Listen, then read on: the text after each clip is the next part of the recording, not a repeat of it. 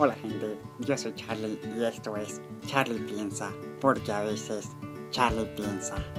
Que muy gallo.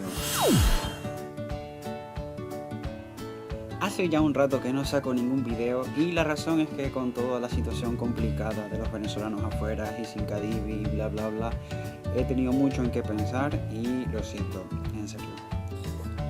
Hoy en vez de hacer un sketch normal, simplemente quiero promocionar otro video que también estoy haciendo dedicado a una amiga muy especial a quien voy a llamar Diosdadita, que hace poco se le ocurrió la brillante idea de participar en un video que se llama La Verdad en Venezuela.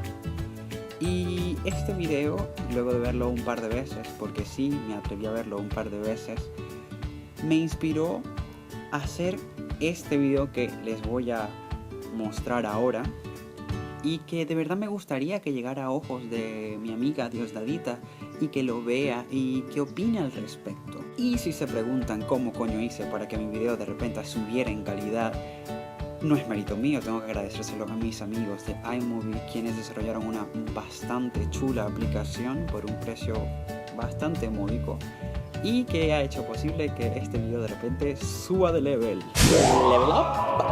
Este video, quien ella tuvo la delicadeza de subir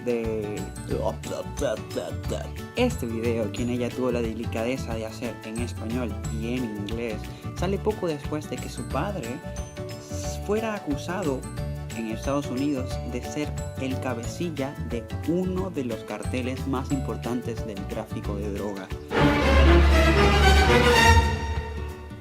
Sí, del tráfico de drogas. A la verga. Ahora tengo efectos de sonido.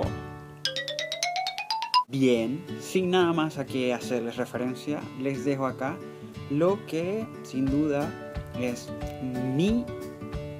Esta es la verdad en Venezuela. Que lo disfruten.